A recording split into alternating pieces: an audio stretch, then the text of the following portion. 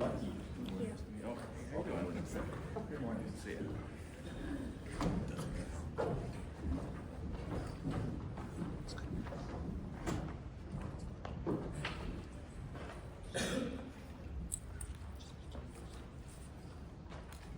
Good morning, everyone. We're Cowboy Roofing, and it's a pleasure for us to be standing here proposing on the Cannery Casino and Hotel.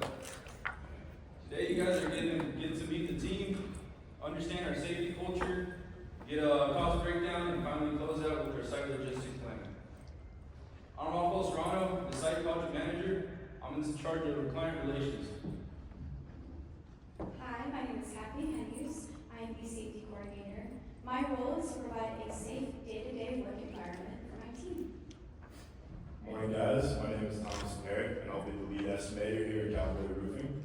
My main job is to provide an accurate estimate and clear communication with not only my team, but the client as well.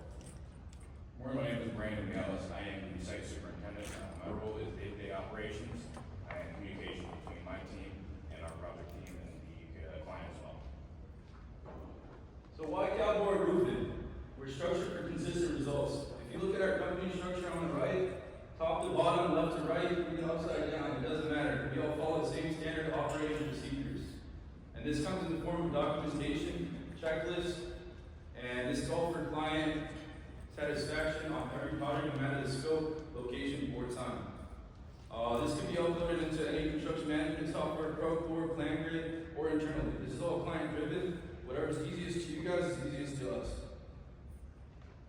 A little bit about our company Give Back. So in honor of our company CEO's law enforcement background, we're giving back 3% of our project profit back to the Las Vegas Metropolitan Police Foundation. So some key factors on this site specifically. This is an active casino. We intend to keep it as such. We're coordinating the shutdown of all MEP equipment on the roof and subcontracting that out. Security systems will maintain operational at all times. Last thing we want is someone counting cars while we're working on your roof. We will also keep direct relations with the facility staff. Our point of contact will be Mike Connors, he's the director of operations, and our superintendent on site will keep a relationship with every day. Nothing flies unless he gives us a green light. Some relevant projects. So we've been in the zip code, we intend to stay in the zip code, and we got some high value clients, MGM and Caesars. Having Boyd Lake under our belt would help us so much. Boyd Gaming would help us continue staying in the area of zip code. So now I'm going to pass it on to our safety director, Kathleen.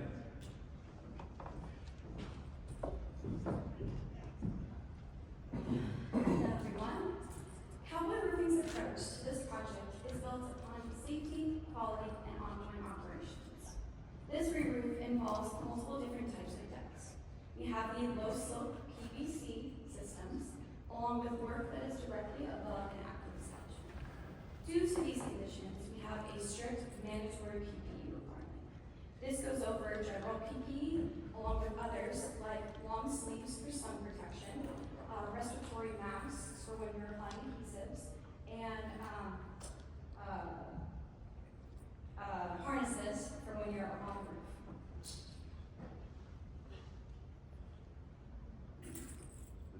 Side there, over there, on the right.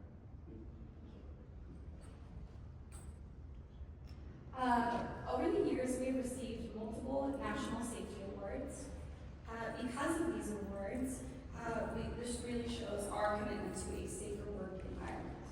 Our EMR has consistently been below a 0.60, and then my personal favorite part of the day is our daily 30-minute construction flex program. Something different about our construction company compared to others is our free yoga studio membership for all of our crew. Over the years, as we've introduced this program, we have actually noticed a decrease in injuries when it comes to strains and pains.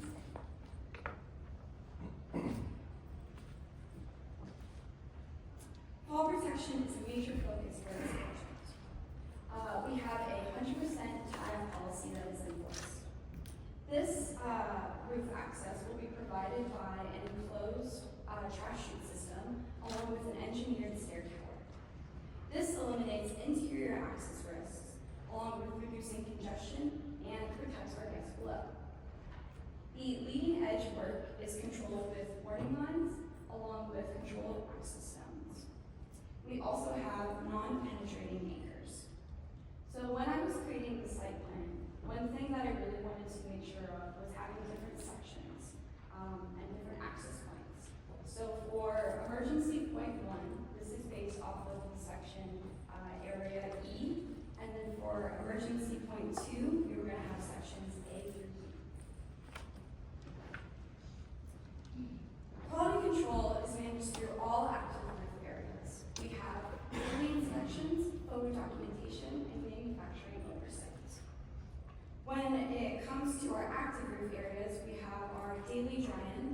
also have our welds and fasteners that are verified, and manufacturing milestone inspections by the PVC manufacturer. When it comes to the finished system, this includes a 20-year no-dollar limit plus a 5-year workmanship warranty. This process ensures a durable roofing system for safety, efficiency, and for minimal disruption of our operations. Now, I'm going to pass over to our estimator, Thomas.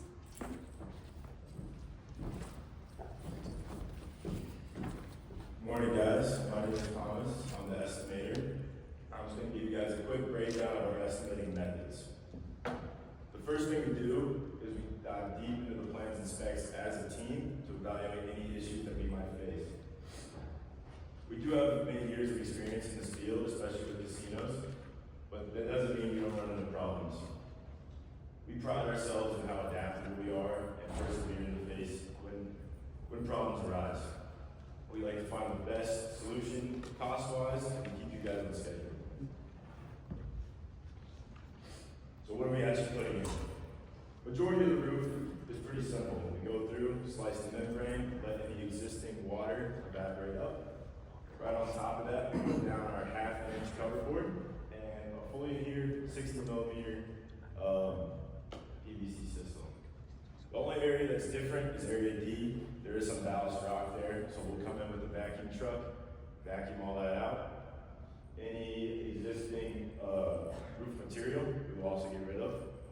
Then we'll put down a 2-part vapor barrier system, reinstall the existing insulation, and then go in with the same exact roofing membrane. So now we all been waiting for it. Our final cost. Drum roll, please. $4.4 million. So the cost breakdown of that is majority material and labor for especially those major areas. But we do also have some specialized equipment, such as our crane and that vacuum truck. We also pride ourselves in the safety equipment. We do invest heavily in the fall protection, such as those mobile anchors, as Kathleen was saying. And also we go as far to get electric wheelbarrows, so we take a little bit of the burden off of our labor.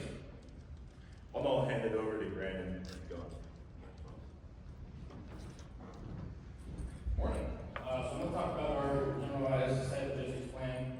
This one indicates mostly our transit path between our laydown area and our employee parking. Something to note over here on the left is we are leasing part of this parking lot from this company here. And they are allowing us both an area for laydown and an area for employee parking, which allows us to keep operations here at the casino moving without any interruptions.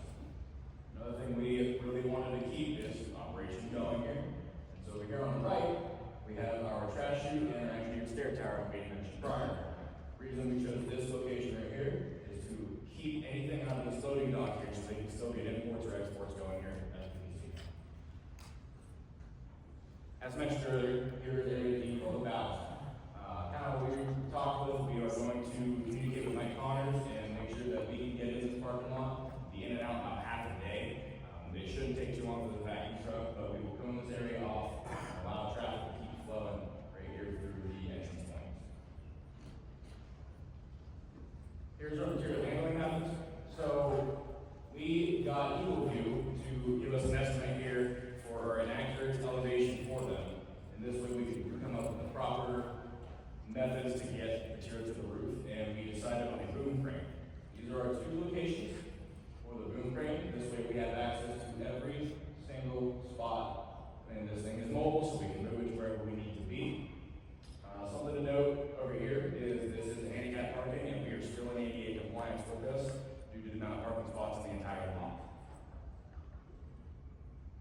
I'm going to quickly talk about the phasing plan sequence. We're going to start with area D, and go to area C, B, E, then A. And our thoughts on this are we're going to do this as an envelope from outside in. This way we can provide the most quality product that we can place for the company.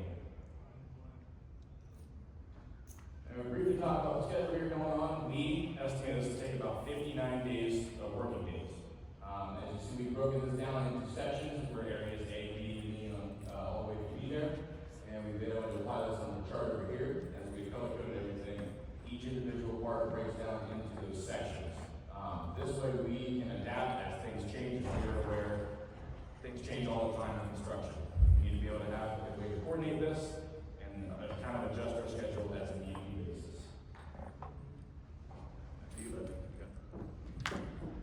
So why should Boyd Gaming call us a partner? Well, we share the same issues. We want to keep the buildings cold and the temperatures hot. How do we do that? Standard operating procedures, a safety first culture, proven control and live hospitality environment, and a labor force optimization and wellness program that I have never seen in the industry. We also know a thing or two because we've seen a thing or two. We want to add Boyd Gaming to our portfolio and continue existing in the zip code. We now open to questions, comments, and concerns. Thank you guys for your time.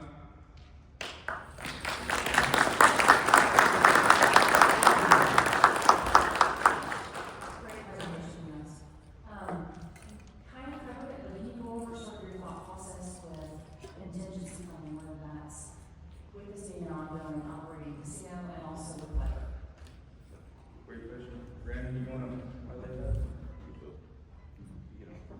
We do understand that we are reinstalling some insulation. There's some risk there with maybe some bad material. So we have a pretty decent contingency plan, or money put away for contingency in case we need it.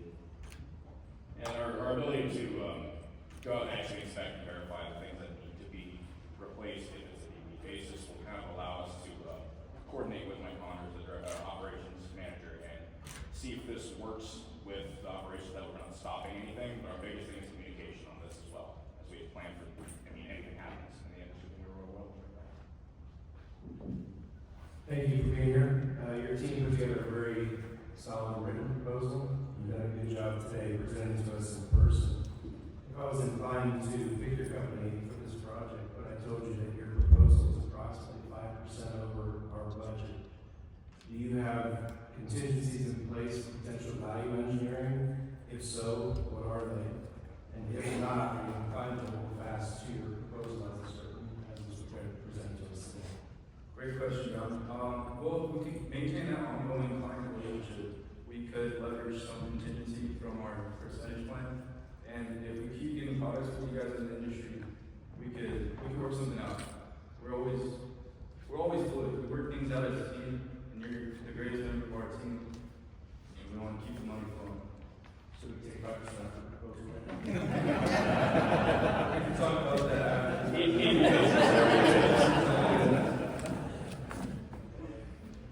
How's it going? Great presentation. My question is about the walk. So your team was able to walk the property yesterday. When you guys walked it, did you guys see anything that stood out to you that maybe you would have changed in your proposal, or anything that you would have made differently after walking the project and seeing all the roof access areas and different roof areas? Actually, yes. One thing that I did do compared to our proposal was changing a bit of the site plan. Originally, my emergency exit one was originally designed more towards the southeast region of the roof. And so seeing that there was a lot of systems that were below where that emergency exit was, I decided to move over to the southwest region. And then also that opens up more opportunity for having it in section E instead of cramming both emergency exits for A. We have a quick egress plan there. Thank you.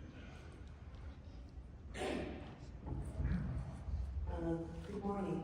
Great job. And isn't it fun being the first team? Now you're almost done. Okay, my question centers around the risk that you identified. So when you're going through the project, was there anything in particular that caused concern that you identified? And how did you balance that risk in your proposal? So things like something that might affect the schedule. You had a great schedule and it was all lined up, right? Or cost overruns. So anything in particular? When it came to Area D, we were requested to, as per the specs, we requested a safe installation crack. And we just do not know how much insulation is truly damaged. That's one scope that we just maintain contingency for in case of the worst situation. We didn't have enough thermal flyovers, so we can check if there's actual moisture there. But we work things out as a team, as our lead estimators, that we're fluid with that. Thank you very much. Thanks Thanks for being here today. So one thing that I noticed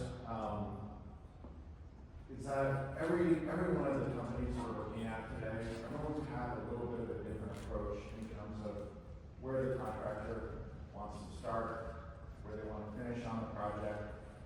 And we understand that it's going to impact our guests, it's going to impact our operations, this project. It's not something we're really looking forward to, but everybody needs a roof. So unfortunately, that's where we're at.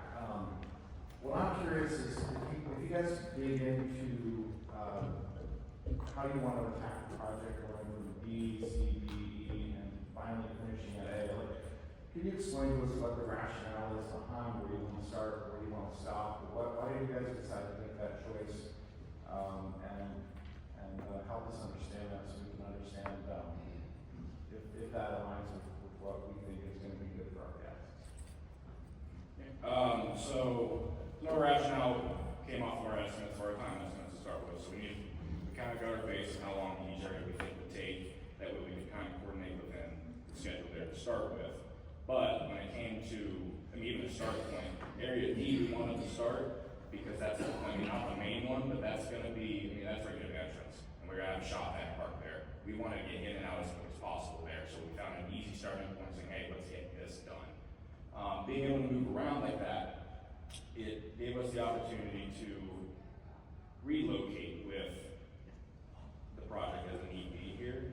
And our biggest thing was we did not feel that starting, we didn't feel like starting on the largest area would be the most beneficial because we're going to be there the longest amount, and we're trying to get kind of a flow going with our company. And so we kind of started to attack this and say, okay, now we kind of have things going, we have things rolling, we'll attack this larger one, and ideally in a quicker process. Because once things start going with our company, it just starts, when we start rolling, we start installing things real quick and real quality. So, Okay, thank you.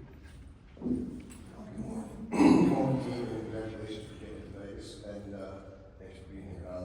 My question is pretty simple. If this project is awarded to you, we have a strong commitment towards safety, project safety. I know you have a robust program, OEMR, all the things you showed us on your presentation, but you didn't really mention too much about disciplinary policies. What if your employee is not working safe on a project? What would be your responsibilities as a subcontractor to us? That is a great question. So we have a three-strike policy where first time is going to be a verbal warning, and it's also going to be written down in my notes, making sure this is the individual that did this, so it's keeping them on track. And then the second time, if they do not abide by this policy, we will actually make them redo their 10-hour OSHA, making sure that that is completely complete. And then when it comes to the third time, they will be terminated. Okay, that also includes refueling, correct? Yes. Absolutely. Thank you. All right, well, last question. You guys did a great job, and my question is on AI. It's becoming such a big part of so many things we do today. Did you utilize AI as an aid in any part of your presentation? we did not utilize AI, but if we need a construction management software that the client deems necessary, we will work with the client based on costs that the client wants to delegate to that kind of thing. And if we're on bigger projects with several different subcontractors, that AI component is critical when it comes to management software, the protocol or client rate, whatever the client wants to deem necessary for the scope. Well, based on what you've learned from this project, how can you see AI being utilized in the roofing industry? I actually see it in the estimating realm. I know OST has an AI assistant. The way they described it to me is kind of like a really good intern. It gives you square footage, linear footage, and just helps you kind of just plug in numbers as you go. Helps speed up the process quite a bit. You're not clicking around as much. So. Great, good deal. All right, well, thank you guys.